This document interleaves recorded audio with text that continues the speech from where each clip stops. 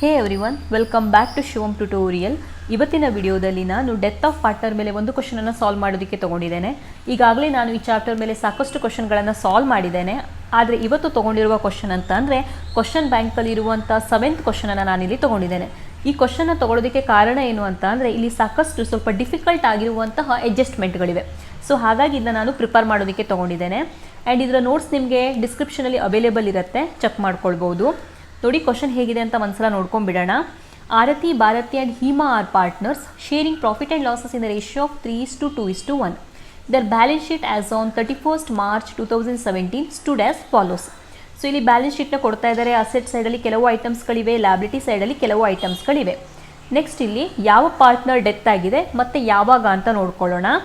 ನೋಡಿ ಇಲ್ಲಿ Bharathi died on 1st June 2017. So Bharathi ಅನ್ನೋ ಪಾರ್ಟ್ನರ್ನ ಡೆತ್ ಆಗ್ತಾ ಇದೆ.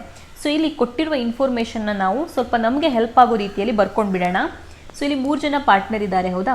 ಆರತಿ, ಭಾರತಿ ಆ್ಯಂಡ್ ಹೀಮಾ. ಸೊ ಅವರ ರೇಷಿಯೋ ಇದೆ 3:2:1. ಸೊ ಇಲ್ಲಿ ಡೆತ್ ಆಗಿರೋ ಪಾರ್ಟ್ನರ್ ಯಾರು? ಸೆಕೆಂಡ್ ಪಾರ್ಟ್ನರ್ನ ಡೆತ್ ಆಗ್ತಾ ಇದೆ. ಸೆಕೆಂಡ್ ಪಾರ್ಟ್ನರ್ ಅಂದರೆ ಯಾರಾಗ್ತಾಳೆ? ಇಲ್ಲಿ ಭಾರತೀಯ ಡೆತ್ ಆಗ್ತಾ ಇದೆ ಅಂತ ಹೇಳ್ಬೋದು. ಆ್ಯಂಡ್ ಪ್ರಪೋರ್ಷನ್ಗಳಲ್ಲಿ ನೋಡೋದಿದ್ರೆ ಆರತಿಯ ಪ್ರಪೋರ್ಷನ್ 3/6 ಆಗುತ್ತೆ, ಭಾರತೀಯ ಪ್ರಪೋರ್ಷನ್ 2/6 ಆಗುತ್ತೆ, ಆ್ಯಂಡ್ ಹೀಮಾಳ ಪ್ರಪೋರ್ಷನ್ 1/6 ಆಗುತ್ತೆ. ಸೊ ಇಲ್ಲಿ 6 ಹೇಗೆ ಬಂತು? 3 + 2 + 1 6. ಸೊ ಈ ಥರ ಏನು ಮಾಡ್ತೀವಿ ನಾವು? ಪ್ರಪೋರ್ಷನ್ಗೆ ಕನ್ವರ್ಟ್ ಮಾಡ್ಕೋತೀವಿ. ಇದು ನಾವು ಮಾಡಬೇಕಾಗಿರೋ ಮೊದಲನೇ ಕೆಲಸ. ಆ್ಯಂಡ್ ಇಲ್ಲಿ ಇನ್ನೊಂದನ್ನು ನೋಡ್ಕೊಳ್ಬೇಕು ನಾವು. ಇಲ್ಲಿ ನ್ಯೂ ರೇಷಿಯೋ ಏನಾಗುತ್ತೆ? ನ್ಯೂ ರೇಷಿಯೋ ಅಂತ ಅಂದರೆ ಈಗ ಭಾರತೀಯ ಡೆತ್ ಆಗುತ್ತೆ, ಹೌದಾ? ಆರತಿ ಆ್ಯಂಡ್ ಹೀಮಾ ಏನಿರ್ತಾರೆ ಅವರು ಕಂಟಿನ್ಯೂವಿಂಗ್ ಪಾರ್ಟ್ನರ್ ಆಗ್ತಾರೆ, ಅವರು ಬಿಸ್ನೆಸ್ಸಲ್ಲಿ ಮುಂದುವರಿತಾರೆ. ಹಾಗಾಗಿ ಅವರ ರೇಷಿಯೋ ಏನು? ಕಂಟಿನ್ಯೂವಿಂಗ್ ಪಾರ್ಟ್ನರ್ನ ರೇಷಿಯೋ ಏನು? ಇಲ್ಲಿ ನೋಡಿ, ಭಾರತೀಯ ಡೆತ್ ಆಗೋದ್ರಿಂದ ಆ ರೇಷಿಯೋವನ್ನು ನೀವು ತೆಗಿತೀರಿ. ಏನು ಉಳ್ಕೊಳ್ಳುತ್ತೆ? 3:1 ಉಳ್ಕೊಳ್ಳುತ್ತೆ, ಹೌದಾ? ಸೊ ಇದು ನ್ಯೂ ರೇಷಿಯೋ ಆಗುತ್ತೆ. ಇದನ್ನ ನಾವು ನೆಕ್ಸ್ಟ್ ಗುಡ್ ವಿಲ್ ಕ್ಯಾಲ್ಕುಲೇಷನಲ್ಲೂ ಕನ್ಸಿಡರ್ ಮಾಡ್ಕೊಳ್ಬೇಕಾಗತ್ತೆ. ಹಾಗಾಗಿ ಇದನ್ನು ನಾನು ಮೊದಲೇ ನೋಡಿಕೊಂಡೆ. ಆ್ಯಂಡ್ ಇನ್ನೊಂದು ಇಂಪಾರ್ಟೆಂಟ್ ಥಿಂಗ್ಸ್ ನಾವಿಲ್ಲಿ ನೋಡ್ಕೊಳ್ಬೇಕಾಗಿರೋದು, ಹಳೆಯ ಬ್ಯಾಲೆನ್ಸ್ ಶೀಟಿಂದ ಟಿಲ್ ಪಾರ್ಟ್ನರ್ ಡೆತ್ ಆಗುವವರೆಗೆ ಎಷ್ಟು ಮಂತ್ ಆಗಿದೆ ಅಂತ ನೋಡ್ಕೊಳ್ಬೇಕು. ಅಂದರೆ ಅದಕ್ಕೆ ಇಂಟರ್ವೇವಿಂಗ್ ಪೀರಿಯಡ್ ಅಂತ ಹೇಳಿ ಕರಿತೀವಿ ನಾವು. ನೋಡ್ಬೋದು ಇಲ್ಲಿ ಹಳೆ ಬ್ಯಾಲೆನ್ಸ್ ಶೀಟ್ ಇದೆ 31st March 2017, ಹೌದಾ? ಸೊ ಹಳೆ ಬ್ಯಾಲೆನ್ಸ್ ಶೀಟ್ ಅಂತ ಅಂದರೆ ಈಗ ನ್ಯೂ ಇಯರ್ ಸ್ಟಾರ್ಟ್ ಆಗಿದೆ ಅಂತ ಅಂದ್ಕೊಳ್ಳಿ. That is 1/4/2017 to 31st March 2018. ಇದೇನಾಗುತ್ತೆ? ನ್ಯೂ ಫೈನಾನ್ಷಿಯಲ್ ಇಯರ್ ಆಗುತ್ತೆ. ಸೊ ಈ ಒಂದು ಫೈನಾನ್ಷಿಯಲ್ ಇಯರಲ್ಲಿ ಸೊ ಭಾರತೀಯ ಡೆತ್ ಯಾವಾಗಿದೆ? 1st June ಅಂತ ಹೇಳ್ತಿದ್ದಾರೆ. 1st June ಅಂತ ಅಂದರೆ 1/6/2017 ಅವಳ ಡೆತ್ ಆಗಿದೆ. ಅಂದರೆ ಇಯರ್ ಸ್ಟಾರ್ಟ್ ಆದಾಗಿಂದ, ಅಥವಾ ನೀವು ಹಳೆ ಬ್ಯಾಲೆನ್ಸ್ ಶೀಟಿನ ಒಂದು ಇಯರ್ ಕನ್ಸಿಡರ್ ಮಾಡಿಕೊಂಡ್ರು ಅಡ್ಡಿಲ್ಲ, ಅಲ್ಲಿ ವರ್ಷ ಎಂಡ್ ಆಗಿದ್ದರಿಂದ 1/4 ಸ್ಟಾರ್ಟ್ ಆಗುತ್ತೆ. ಸೊ ಇಲ್ಲಿಂದ ಇಲ್ಲಿಯವರೆಗೆ ಮೀನ್ಸ್ ಡೆತ್ ಆಗುವವರೆಗೆ ಎಷ್ಟು ಮಂತ್ ಇದೆ ಅಂತ ಹೇಳಿ ನಾವು ಕನ್ಸಿಡರ್ ಮಾಡ್ಕೊಳ್ಬೇಕು.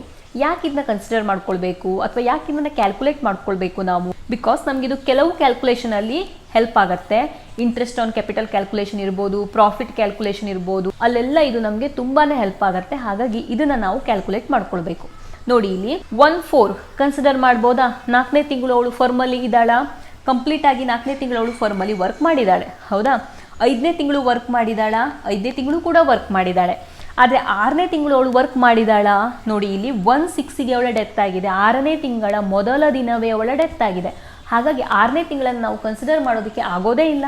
ಯಾಕಂದರೆ ಕಂಪ್ಲೀಟಾಗಿ ಅವಳು ಆ 1 ಮಂತಲ್ಲಿ ವರ್ಕ್ ಮಾಡೇ ಇಲ್ಲ. ಹಾಗಾಗಿ ಕೇವಲ 2 ತಿಂಗಳು ಅವಳು ಫರ್ಮಲ್ಲಿ ವರ್ಕ್ ಮಾಡಿದ ಹಾಗೆ ಆಯಿತು. ಅಂದರೆ ಇಂಟರ್ವೇವಿಂಗ್ ಪೀರಿಯಡ್ ಎಷ್ಟಾಗುತ್ತೆ? ಇಲ್ಲಿ 2 months ಆಗುತ್ತೆ. ಸೊ ಯಾವಾಗಲೂ ಅಷ್ಟೇ ಡೆತ್ ಆಫ್ ಪಾರ್ಟ್ನರ್ ಮೇಲೆ ನೀವು ಪ್ರಾಬ್ಲಮ್ನ ಸಾಲ್ವ್ ಮಾಡ್ತೀರಿ ಅಂದಾಗ ಇದಿಷ್ಟು ಕ್ಯಾಲ್ಕುಲೇಷನ್ನ ನೀವು ರಫ್ ಆಗಿ ಒಂದ್ಸಲ ಮಾಡಿಟ್ಕೊಂಡ್ಬಿಡಿ. ಇದರಿಂದ ನಿಮಗೆ ಮುಂದೆ ಕ್ಯಾಲ್ಕುಲೇಷನ್ಗೆ ತುಂಬಾ ಹೆಲ್ಪ್ ಆಗುತ್ತೆ. ಮೊದಲನೇದಾಗಿ ರೇಷಿಯೋಗಳನ್ನು ಬರ್ಕೊಳ್ಳಿ, ಅದಾದ ನಂತರ ಇಂಟರ್ವೇವಿಂಗ್ ಪೀರಿಯಡ್ ಏನಿರುತ್ತೆ ಅಂತ ಹೇಳಿ ಕ್ಯಾಲ್ಕುಲೇಷನ್ನ ಮಾಡ್ಕೊಂಡ್ಬಿಡಿ. ನೆಕ್ಸ್ಟ್ ಅಲ್ಲಿ ಕೆಲವು ಅಡ್ಜಸ್ಟ್ಮೆಂಟ್ಗಳನ್ನು ಕೊಡ್ತಾ ಇದ್ದಾರೆ. ಅಂದರೆ ಯಾವ ಪಾರ್ಟ್ನರ್ನ ಡೆತ್ ಆಗಿದೆ ಅಲ್ವಾ, ಅವಳಿಗೆ ಏನೇನು ಸೇರಬೇಕು ಅನ್ನೋದನ್ನು ಎಲ್ಲವನ್ನು ಕೊಟ್ಟಿದ್ದಾರೆ ಅಲ್ಲಿ. ಅದನ್ನು ನಾವು ನೆಕ್ಸ್ಟ್ ಪ್ರಾಬ್ಲಮ್ನ ಸಾಲ್ವ್ ಮಾಡ್ತಾನೆ ನೋಡ್ತಾ ಹೋಗೋಣ. ಇಲ್ಲಿ ಏನನ್ನು ಪ್ರಿಪೇರ್ ಮಾಡೋದಕ್ಕೆ ಹೇಳಿದ್ದಾರೆ? ಇಲ್ಲಿ ಪ್ರಿಪೇರ್ ಮಾಡ್ಲಿಕ್ಕೆ ಹೇಳಿರೋದು ಭಾರತೀಸ್ ಎಕ್ಸಿಕ್ಯೂಟರ್ಸ್ ಅಕೌಂಟನ್ನು ಪ್ರಿಪೇರ್ ಮಾಡೋದಕ್ಕೆ ಹೇಳಿದ್ದಾರೆ. ಹಾಗಾಗಿ ಸೊ ನಾನು ಫಸ್ಟ್ ಇಲ್ಲಿ ಭಾರತೀಸ್ ಕ್ಯಾಪಿಟಲ್ ಅಕೌಂಟನ್ನು ಪ್ರಿಪೇರ್ ಮಾಡ್ತೇನೆ, ಅದಾದ ನಂತರ ಭಾರತೀಸ್ ಎಕ್ಸಿಕ್ಯೂಟರ್ ಅಕೌಂಟನ್ನು ಪ್ರಿಪೇರ್ ಮಾಡೋದಕ್ಕೆ ತಗೊಂಡಿದ್ದೇನೆ. ಸೊ ಪ್ರಾಬ್ಲಮ್ನ ಸ್ಟಾರ್ಟ್ ಮಾಡೋಣ. ಸೊ ಇಲ್ಲಿ ಫಸ್ಟ್ ಅಡ್ಜಸ್ಟ್ಮೆಂಟನ್ನು ನೋಡಿ, the capital to her credit at the time of her death and interest thereon at 10% per annum. ಹಾಗಂತ ಅಂದರೆ ಕ್ಯಾಪಿಟಲ್ ಬ್ಯಾಲೆನ್ಸ್ ಏನಿದೆ ಅದನ್ನ ಟ್ರಾನ್ಸ್ಫರ್ ಮಾಡಬೇಕು, ಅದ್ರ ಜೊತೆಗೆ ನಾವು ಅದ್ರ ಮೇಲೆ ಇಂಟ್ರೆಸ್ಟ್ ಆನ್ ಕ್ಯಾಪಿಟಲ್ನು ಕೂಡ ಚಾರ್ಜ್ ಮಾಡಬೇಕು. ಸೊ ಅದೆರಡನ್ನು ನಾನು ಟ್ರಾನ್ಸ್ಫರ್ ಮಾಡ್ತೇನೆ ಕ್ಯಾಪಿಟಲ್ ಅಕೌಂಟಲ್ಲಿ. That is by balance brought down. So ನೋಡ್ಬೋದು ನೀವು ಇಲ್ಲಿ ಕ್ಯಾಪಿಟಲ್ ಬ್ಯಾಲೆನ್ಸ್ ಎಷ್ಟಿದೆ 12,000 ಇದೆ, ಅದನ್ನ ಇಲ್ಲಿ ಟ್ರಾನ್ಸ್ಫರ್ ಮಾಡಿದ್ದೇನೆ. And by interest on capital, capital ಇರೋದು 12,000 ಹೌದಾ, ಅದ್ರ ಮೇಲೆ ಅವ್ರು ಹೇಳಿದ್ದಾರೆ 10% ಚಾರ್ಜ್ ಮಾಡೋದಕ್ಕೆ. ಹಾಗಾಗಿ 10/100 ಅಂತ ತೊಗೊಳ್ತೇನೆ. ಆ್ಯಂಡ್ ಇಲ್ಲಿ ನಾವು ಮಂತ್ ಕ್ಯಾಲ್ಕುಲೇಷನ್ನ ತೊಗೊಳ್ಬೇಕಾಗತ್ತೆ. ಯಾಕೆ ಅಂತ ಅಂದರೆ ಇಂಟ್ರೆಸ್ಟ್ ಆನ್ ಕ್ಯಾಪಿಟಲ್ ಏನಿದೆ ಇದು ಆ್ಯನ್ಯುವಲಿ ಚಾರ್ಜ್ ಮಾಡುವಂಥದ್ದು, ಒಂದು ವರ್ಷಕ್ಕೆ ನಾವು ಚಾರ್ಜ್ ಮಾಡ್ತೀವಿ. ಇಲ್ಲಿ ಅವಳು ಎಷ್ಟು ಮಂತ್ ಬದುಕಿದ್ಲು ಅದನ್ನು ಕನ್ಸಿಡರ್ ಮಾಡಿಕೊಂಡು ಚಾರ್ಜ್ ಮಾಡಬೇಕಾಗತ್ತೆ. ಹಾಗಾಗಿ ನಾವಲ್ಲಿ ಮಂತ್ ಕ್ಯಾಲ್ಕುಲೇಷನ್ ಮಾಡಿದ್ವಿ ಹೌದಾ, ಸೊ ಅದು 2 ಮಂತ್ಸ್ ಅಂತ ಆಗಿತ್ತು. 2/12 ಅಂತ ಹೇಳಿ ತೊಗೊಳ್ತೇನೆ. ಸೊ ಇದನ್ನ ಕ್ಯಾಲ್ಕುಲೇಟ್ ಮಾಡಿದಾಗ ಆನ್ಸರ್ ಬರುತ್ತೆ 200. ನೆಕ್ಸ್ಟ್ ಏನು ಹೇಳಿದ್ದಾರೆ ನೋಡಿ, adjustment B Har proportionate share of reserve fund. So reserve fund ಇತ್ತು 12,000, ನೀವಿಲ್ಲಿ ನೋಡ್ಬೋದು. ಅವಳ ಪ್ರಪೋರ್ಷನ್ನ ಕೊಡ್ಲಿಕ್ಕೆ ಹೇಳಿದ್ದಾರೆ. ಅವಳ ಪ್ರಪೋರ್ಷನ್ ಅಂತ ಅಂದರೆ ನಾವಿಲ್ಲಿ ಕಂಡುಹಿಡಿದಿದ್ವಿ, ಭಾರತೀಯ ಪ್ರಪೋರ್ಷನ್ ಏನಾಗುತ್ತೆ ಇಲ್ಲಿ 2/6 ಆಗುತ್ತೆ ಹೌದಾ. ಸೊ ಅಮೌಂಟ್ ಬರ್ತಾ ಇದೆ 4,000. ನೆಕ್ಸ್ಟ್ ಏನು ಕೊಡೋದಕ್ಕೆ ಹೇಳಿದ್ದಾರೆ ಅಂತ ನೋಡಿ. Next adjustment C her share of profit for the intervening period will be based on the sale of during that period. So ಇಲ್ಲಿ ಪ್ರಾಫಿಟನ್ನು ಕೊಡಲಿಕ್ಕೆ ಹೇಳಿದ್ದಾರೆ. 2 ಮಂತ್ಸಲ್ಲಿ ಎಷ್ಟು ಪ್ರಾಫಿಟ್ ಅವಳಿಗೆ ಸೇರಬೇಕಿತ್ತು ಅದನ್ನ ಅವಳಿಗೆ ಕೊಡಲಿಕ್ಕೆ ಹೇಳಿದ್ದಾರೆ. ಇಲ್ಲಿ ಕ್ಲಿಯರ್ ಆಗಿ ಮೆನ್ಷನ್ ಮಾಡಿದ್ದಾರೆ, her share of profit for the intervening period will be based on the sale during that period. So ಸೇಲನ್ನು ಬೇಸಾಗಿ ಇಟ್ಕೊಂಡು ಪ್ರಾಫಿಟನ್ನು ಕ್ಯಾಲ್ಕುಲೇಟ್ ಮಾಡೋದಕ್ಕೆ ಹೇಳಿದ್ದಾರೆ. ಬಟ್ ಸೇಲ್ ಎಷ್ಟಿದೆ ಅಂಥೇಳಿ ಗೊತ್ತಿಲ್ಲ, ಮುಂದೆ ನೋಡ್ರಿ. Which where calculated as ₹1 lakh. So entire sale ಎಷ್ಟಿದೆ 1 lakh ಇದೆ.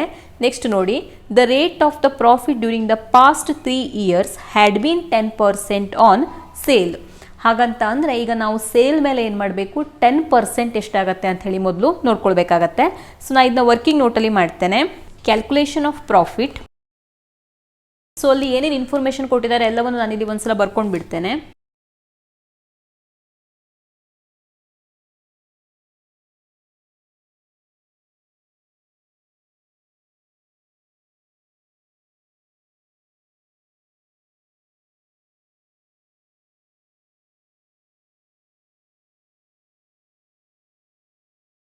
ನೋಡ್ಬೋದು ಅಲ್ಲಿ Bharati's share of profit is 10% on sale ಅಂತ ಹೇಳಿದ್ದಾರೆ. ಸೊ ಅದು ಅವಳ ಶೇರ್ ಆಗುತ್ತೆ. Next sales during the last year for the period were 1 lakh. If sale of ₹1 lakh then the profit is 10,000. ಹೇಗೆ ಬಂತು, 1 lakh ಮೇಲೆ ನಾವು 10% ಚಾರ್ಜ್ ಮಾಡಿದ್ರೆ ಎಷ್ಟು ಬರ್ತದೆ, 10,000 ಬರ್ತದೆ. ಹಾಗಾಗಿ ಪ್ರಾಫಿಟ್ ಎಷ್ಟಾಯಿತು, 10,000 ಅಂತ ಆಯಿತು. ಸೊ ಇವಾಗ ನಾವೇನು ಮಾಡ್ತೀವಿ ಅಂತ ಅಂದರೆ ಈ 10,000ಅಲ್ಲಿ ಅವಳ ಪ್ರಪೋರ್ಷನ್ ನಾವು ಸಪ್ರೇಟ್ ಮಾಡ್ತೀವಿ. That is Bharati's share. So ಈ 10,000 ರೂಪೀಸಲ್ಲಿ ಅವಳ ಪ್ರಪೋರ್ಷನ್ನ ತೆಗೆದಾಗ ಅಮೌಂಟ್ ಎಷ್ಟು ಬರ್ತಾ ಇದೆ, 3,333 ರೂಪೀಸ್. ಸೊ ಇದೆಲ್ಲವನ್ನು ನಾನು ಇಲ್ಲಿ ಡೀಟೇಲ್ ಆಗಿ ಬರೆದಿದ್ದೇನೆ. ನಿಮಗಿದು ನೋಟ್ಸ್ ಕೂಡ ಅವೈಲೇಬಲ್ ಇರುತ್ತೆ, ಒಂದ್ಸಲ ಬೇಕಿದ್ರೆ ನೀವು ಚೆಕ್ ಮಾಡ್ಕೊಳ್ಳಿ, ಕಡ್ಡಿಲ್ಲ. ಸೊ ಯೂಶ್ವಲಿ ನಾವು ಪ್ರಾಫಿಟನ್ನು ಕ್ಯಾಲ್ಕುಲೇಟ್ ಮಾಡೋದು ಅಂತ ಬಂದಾಗ ಮಂತನ್ನು ಕ್ಯಾಲ್ಕುಲೇಷನ್ ಮಾಡ್ತೀವಿ. ಯಾಕೆ ಅಂತ ಅಂದರೆ ಕೆಲವು ಸಲ ಪ್ರಾಬ್ಲಮಲ್ಲಿ ವರ್ಷದ ಪ್ರಾಫಿಟನ್ನು ಕೊಟ್ಟಿರ್ತಾರೆ, ಅಥವಾ ನಾವು ಒಂದು ವರ್ಷ ಅಂದರೆ ಪ್ರೀವಿಯಸ್ ಇಡೀ ವರ್ಷದಲ್ಲಿ ಎಷ್ಟು ಪ್ರಾಫಿಟ್ ಆಗಿತ್ತು ಅಂತ ಕಂಡು ಹಿಡ್ಕೋತೀವಿ. ಈ ಥರ ಎಲ್ಲ ಪ್ರೊಸೆಸನ್ನು ನಾವು ಮಾಡ್ತೀವಿ. ಆಗ ಏನಾಗಿತ್ತು ಅಂತಂದರೆ ನಾವು ಒಂದು ವರ್ಷದ ಪ್ರಾಫಿಟನ್ನು ಕಂಡುಹಿಡಿತಿದ್ವಿ, ಹಾಗಾಗಿ ಅದರಲ್ಲಿ ನಾವು ಮಂತ್ ಕ್ಯಾಲ್ಕುಲೇಷನ್ನ ತೊಗೊಳ್ಬೇಕಾಗಿ ಬರ್ತಿತ್ತು.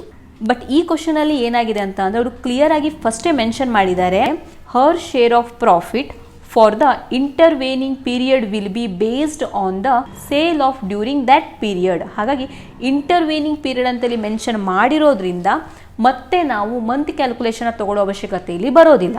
ಹಾಗಾಗಿ ಇಲ್ಲಿ ನಾನು ಮಂತ್ ಕ್ಯಾಲ್ಕುಲೇಷನ್ನ ತೊಗೊಂಡಿಲ್ಲ, ಕೇವಲ ಅವಳ ಪ್ರಪೋರ್ಷನ್ನ ತೊಗೊಂಡಿದ್ದೇನೆ ಅಷ್ಟೇ. ಸೊ ಇಲ್ಲಿ ಒಂದು ನೆನ್ಪಿಟ್ಕೊಳ್ಬೇಕು, ನಾವಿಲ್ಲಿ ಬರೆಯುವಾಗ ಪ್ರಾಫಿಟ್ ಆ್ಯಂಡ್ ಲಾಸ್ ಅಕೌಂಟ್ ಅಂತ ತೊಗೊಳ್ಳೋದಿಲ್ಲ, ಬದಲಾಗಿ profit and loss suspense account ಅಂತ ತೊಗೊಳ್ತೀವಿ.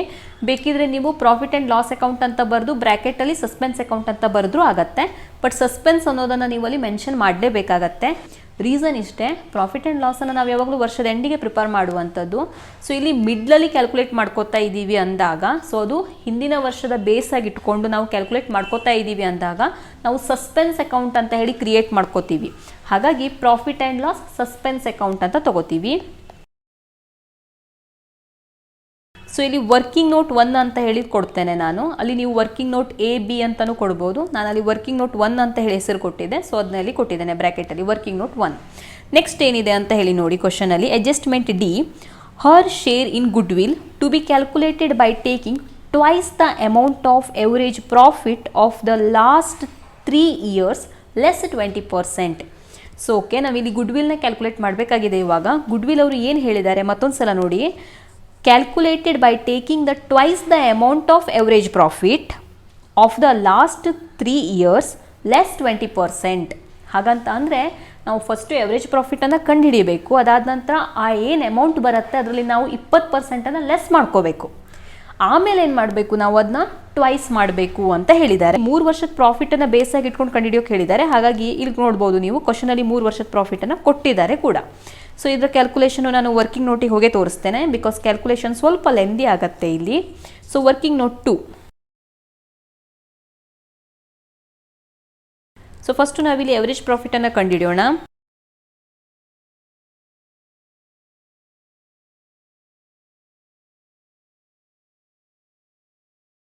ಸೊ ನೋಡ್ಬೋದು ಇಲ್ಲಿ ಎವರೇಜ್ ಪ್ರಾಫಿಟ್ ಅಂತಂದರೆ ಇಲ್ಲಿ 3 ವರ್ಷದ ಪ್ರಾಫಿಟ್ ಕೊಟ್ಟಿದ್ರು ಹೌದಾ. 8,200, 4,000 ಆ್ಯಂಡ್ 9,800. ಸೊ ನಾನು ಅದನ್ನ ಡಿವೈಡೆಡ್ ಬೈ 3 ಮಾಡಿದೆ. ಯಾಕೆ 3 ಮಾಡಿದೆ? ಬಿಕಾಸ್ ಎವರೇಜ್ ನಾವು ಯಾವಾಗ ತೆಗಿತೀವಿ ಅವಾಗ ಅಲ್ಲಿ ಎಷ್ಟು ವರ್ಷ ಕೊಟ್ಟಿದ್ದೀವಿ ಅದನ್ನು ನಾವಿಲ್ಲಿ ತೊಗೋತೀವಿ. 3 ವರ್ಷ ಕೊಟ್ಟಿದ್ರು, ಹಾಗಾಗಿ ಡಿವೈಡೆಡ್ ಬೈ 3 ಅಂತ ತೊಗೊಂಡೆ. 4 ವರ್ಷ ಕೊಟ್ಟಿದ್ರೆ ಡಿವೈಡೆಡ್ ಬೈ 4 ಅಂತ ತೊಗೋತಾ ಇದ್ದೆ. ಸೊ ಇದನ್ನ ಕ್ಯಾಲ್ಕುಲೇಟ್ ಮಾಡಿದಾಗ ಅಮೌಂಟ್ ಬರ್ತಾ ಇದೆ ₹7,333. ಸೊ ಇದು ಏನು ಹೇಳ್ರಿ, ಎವರೇಜ್ ಪ್ರಾಫಿಟ್. ಇವಾಗ ನಾವೇನು ಮಾಡಬೇಕು, ಈ ಎವರೇಜ್ ಪ್ರಾಫಿಟಲ್ಲಿ 20%ಅನ್ನು ಲೆಸ್ ಮಾಡ್ಕೋಬೇಕು.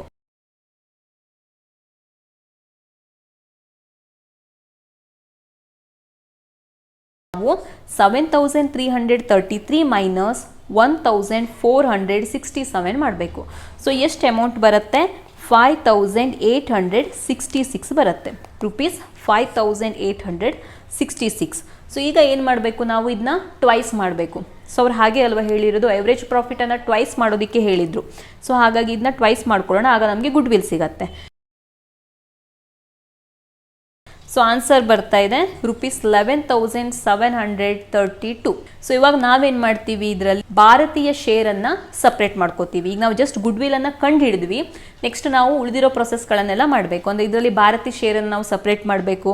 ನೆಕ್ಸ್ಟ್ AS 26 ಪ್ರಕಾರ ನಾವು ಮಾಡೋದ್ರಿಂದ ಇದಕ್ಕೆ ಜರ್ನಲ್ ಎಂಟ್ರಿ ಏನು ಬರುತ್ತೆ ಅದನ್ನು ನಾನು ನೆಕ್ಸ್ಟ್ ಹೇಳ್ತೇನೆ. ಸೊ ಫಸ್ಟು ನಾವು ಇದನ್ನು ಶೇರ್ ಮಾಡ್ಕೊಂಡ್ಬಿಡೋಣ. Bharati share of goodwill.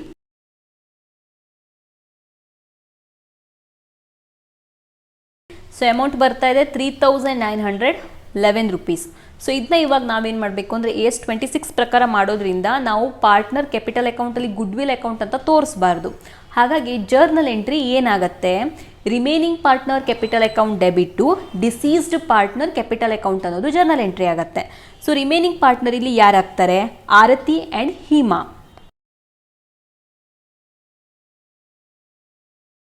To deceased partner ಅಂದರೆ ಭಾರತಿ. ಆವಾಗ ಪ್ರಾಬ್ಲಮಲ್ಲಿ ನ್ಯೂ ರೇಷಿಯೋವನ್ನು ಕೊಡೋದಿಲ್ಲ.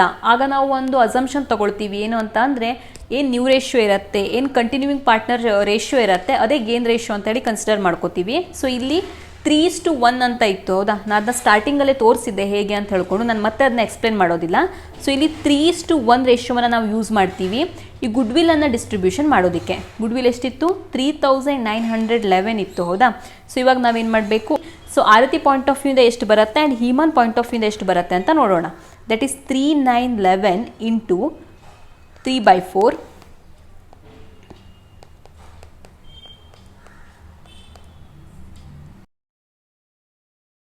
ಸೊ ಒಬ್ಬೊಬ್ಬ ಪಾರ್ಟ್ನರಿಗೆ ಬರ್ತಾ ಇದೆ 2,933 ಆ್ಯಂಡ್ 978 ರುಪೀಸ್. ಸೊ ನೋಡ್ಬೋದು ಇಲ್ಲಿ ಈ ಥರ ನಾನೇನು ಮಾಡಿದೆ, ಗುಡ್ ವಿಲ್ ಡಿಸ್ಟ್ರಿಬ್ಯೂಷನ್ನ ಮಾಡಿ ತೋರಿಸಿದೆ. ಬೇಕಿದ್ರೆ ಮತ್ತೊಂದು ಸಲ ಎಕ್ಸ್ಪ್ಲೇನ್ ಮಾಡ್ತೇನೆ ಏನು ಮಾಡಿದೆ ಅಂತ ಹೇಳಿ. ಮೊದಲೇ ನಾನು ಎವರೇಜ್ ಪ್ರಾಫಿಟನ್ನು ಕಂಡುಹಿಡಿದೆ. ಸೊ 3 ಇಯರ್ ಪ್ರಾಫಿಟನ್ನು ಅವರು ಆಲ್ರೆಡಿ ಕೊಟ್ಟಿದ್ರು, ಅದನ್ನ ಬೇಸಾಗಿ ಇಟ್ಕೊಂಡು ನಾನು ಎವರೇಜ್ ಪ್ರಾಫಿಟ್ ಕಂಡುಹಿಡಿದೆ. ನೆಕ್ಸ್ಟ್ ಆ ಎವರೇಜ್ ಪ್ರಾಫಿಟಲ್ಲಿ ನಾನು 20%ಅನ್ನು ಲೆಸ್ ಮಾಡಿಕೊಂಡೆ. ನೆಕ್ಸ್ಟ್ 20% ಲೆಸ್ ಮಾಡಿದ ತಕ್ಷಣ ಬಂದ ಅಮೌಂಟ್ ಎಷ್ಟು, 5,866 ರುಪೀಸ್. ನೆಕ್ಸ್ಟ್ ಏನು ಮಾಡಿದೆ ನಾನು, ನನಗೆ ಗುಡ್ ವಿಲ್ ಬೇಕು, ಹಾಗಾಗಿ ನಾನು ಅದನ್ನ ಟ್ವೈಸ್ ಮಾಡಿದೆ, ಡಬಲ್ ಮಾಡಿದೆ. 5,866 ಇಂಟು 2 ಮಾಡಿದಾಗ ಆನ್ಸರ್ ಬರುತ್ತೆ 11,732. ಸೊ ಅದು ಫರ್ಮ್ ಗುಡ್ ವಿಲ್ ಆಯಿತು. ಈ ಫರ್ಮ್ ಗುಡ್ ವಿಲಲ್ಲಿ ನಾನು ಭಾರತೀಯ ಶೇರನ್ನು ಸಪ್ರೇಟ್ ಮಾಡ್ತೇನೆ. ಭಾರತೀಯ ಶೇರ್ ಬರ್ತಾ ಇದೆ 3,911 ರುಪೀಸ್. ನೆಕ್ಸ್ಟ್ ನಾನು ಅದನ್ನ ಡಿಸ್ಟ್ರಿಬ್ಯೂಷನ್ ಮಾಡಿ ತೋರಿಸ್ತೇನೆ ಗೇನ್ ರೇಷಿಯೋದಲ್ಲಿ. ಗೇನ್ ರೇಷಿಯೋದಲ್ಲಿ ಯಾಕೆ ಡಿಸ್ಟ್ರಿಬ್ಯೂಷನ್ ಮಾಡ್ತೇನೆ? ಬಿಕಾಸ್ ನಾವು AS26 ಪ್ರಕಾರ ಮಾಡ್ತಾ ಇರೋದ್ರಿಂದ ಈ ಥರ ಒಂದು ಟ್ರೀಟ್ಮೆಂಟನ್ನು ನಾನು ಮಾಡಿದ್ದೇನೆ ಅಷ್ಟೇ. ಜರ್ನಲ್ ಎಂಟ್ರಿ ಏನಾಗುತ್ತೆ? Remaining partner capital account debit to deceased partner capital account. So ಇವಾಗ ಅಮೌಂಟ್ ಏನಿದೆ ಅದನ್ನ ನಾನು ಕ್ಯಾಪಿಟಲ್ ಅಕೌಂಟಿಗೆ ಟ್ರಾನ್ಸ್ಫರ್ ಮಾಡ್ತೇನೆ ಭಾರತಿ ಕ್ಯಾಪಿಟಲ್ ಅಕೌಂಟಲ್ಲಿ. ಸೊ ಭಾರತಿ ಕ್ಯಾಪಿಟಲ್ ಅಕೌಂಟಲ್ಲಿ ಕ್ರೆಡಿಟ್ ಸೈಡಲ್ಲಿ ಟ್ರಾನ್ಸ್ಫರ್ ಆಗುತ್ತೆ by Aarti's capital account by Hima's capital account.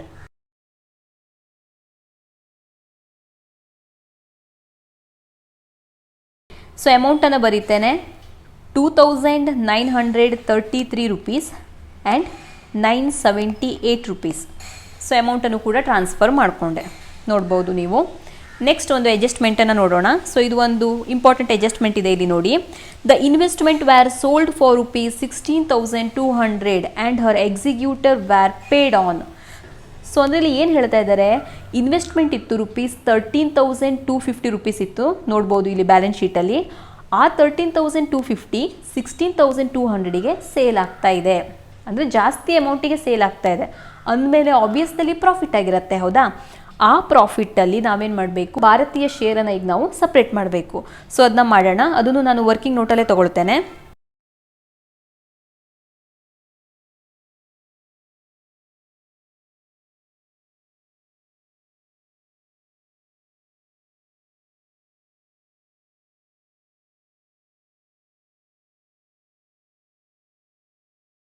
So investment ಇದ್ದಿದ್ದು 13,250 ಆ್ಯಂಡ್ ಸೇಲ್ ಆಗ್ತಿರೋದು 16,200 ರೂಪಾಯಿಗೆ. ಸೊ ಪ್ರಾಫಿಟ್ ಬರ್ತಾ ಇದೆ 2,950 ರೂಪಾಯಿ.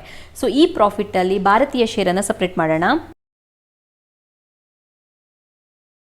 ಸೊ ಅಮೌಂಟ್ ಎಷ್ಟು ಕೊಡಬೇಕಾಗತ್ತೆ? 983 rupees ಕೊಡಬೇಕಾಗತ್ತೆ. ಸೊ ಆ ಅಮೌಂಟನ್ನು ನಾನು ಕ್ಯಾಪಿಟಲ್ ಅಕೌಂಟಿಗೆ ಟ್ರಾನ್ಸ್ಫರ್ ಮಾಡ್ಕೋತೇನೆ by profit on sale of investment. So ಈ ಥರ ನಾನು ಅಲ್ಲಿ ಇದ್ದಂಥ ಎಲ್ಲ ಅಡ್ಜಸ್ಟ್ಮೆಂಟ್ಗಳನ್ನು ಸಾಲ್ವ್ ಮಾಡಿದೆ. ಸೊ ಇವಾಗ ನಾವು ಭಾರತಿ ಕ್ಯಾಪಿಟಲ್ ಅಕೌಂಟನ್ನು ಕ್ಲೋಸ್ ಮಾಡೋಣ ಆ್ಯಂಡ್ ಎಕ್ಸಿಕ್ಯೂಟರ್ ಅಕೌಂಟಿಗೆ ಅದನ್ನ ಟ್ರಾನ್ಸ್ಫರ್ ಮಾಡೋಣ. ಸೊ ಟೋಟಲ್ ಬರ್ತಾ ಇದೆ 24,427. ಇದನ್ನು ನಾನು ಎರಡೂ ಕಡೆಯೂ ಬರ್ಕೊಳ್ತೇನೆ, 24,427.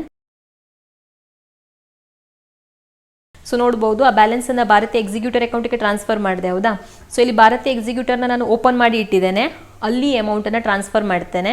ನೋಡ್ಬೋದು ಭಾರತಿ ಕ್ಯಾಪಿಟಲ್ ಅಕೌಂಟಲ್ಲಿ ಡೆಬಿಟ್ ಸೈಡಲ್ಲಿ ಇದೆ ಅಂತ ಅಂದರೆ ಅದು ಎಲ್ಲಿ ಟ್ರಾನ್ಸ್ಫರ್ ಆಗುತ್ತೆ? ಅಪೋಸಿಟ್ ಸೈಡ್, ಕ್ರೆಡಿಟ್ ಸೈಡಲ್ಲಿ ಟ್ರಾನ್ಸ್ಫರ್ ಆಗುತ್ತೆ. That is by Bharati's capital account. And executor ಅಕೌಂಟ್ನ ನಾವು ಕ್ಲೋಸ್ ಮಾಡ್ತೀವಿ. ಸೊ ಈ ಅಮೌಂಟನ್ನು ನಾನು ಫೈನಲ್ ಸೆಟ್ಲ್ಮೆಂಟ್ ಅಂತ ತಗೊಳ್ತೇನೆ, ಹಾಗಾಗಿ to cash or bank account. So ಇಲ್ಲಿ ಹೇಗೆ ಸೆಟ್ಲ್ಮೆಂಟ್ ಆಗಿದೆ ಅಂತ ಅವರು ಮೆನ್ಷನ್ ಮಾಡದೇ ಇರೋ ಕಾರಣ to cash or bank account ಅಂತ ತಗೊಳ್ತೇನೆ. That is 24,427. ಸೊ ಈ ಥರ ನಾವೇನು ಮಾಡ್ತೀವಿ? ಪ್ರಾಬ್ಲಮ್ನ ಸಾಲ್ವ್ ಮಾಡ್ತೀವಿ. ಸೊ ಇದರ ನೋಟ್ಸ್ ನಿಮಗೆ ಅವೈಲೇಬಲ್ ಇರುತ್ತೆ ಡಿಸ್ಕ್ರಿಪ್ಷನಲ್ಲಿ, ಬೇಕಿದ್ರೆ ಚೆಕ್ ಮಾಡಿ. ಅಲ್ಲಿ ನಾನು ಇದೇ ಥರ ಡೀಟೇಲ್ಡ್ ಆಗಿರೋ ನೋಟ್ಸನ್ನು ಕೊಟ್ಟಿರ್ತೇನೆ. ನಿಮಗೆ ಯಾವುದಾದ್ರೂ ಅಡ್ಜಸ್ಟ್ಮೆಂಟಲ್ಲಿ ಡೌಟ್ಸ್ ಇದ್ದರೆ ನೀವು ಅದರಲ್ಲಿ ನೋಡಿಕೊಂಡು ಕ್ಲಿಯರ್ ಮಾಡ್ಕೊಳ್ಬೋದು.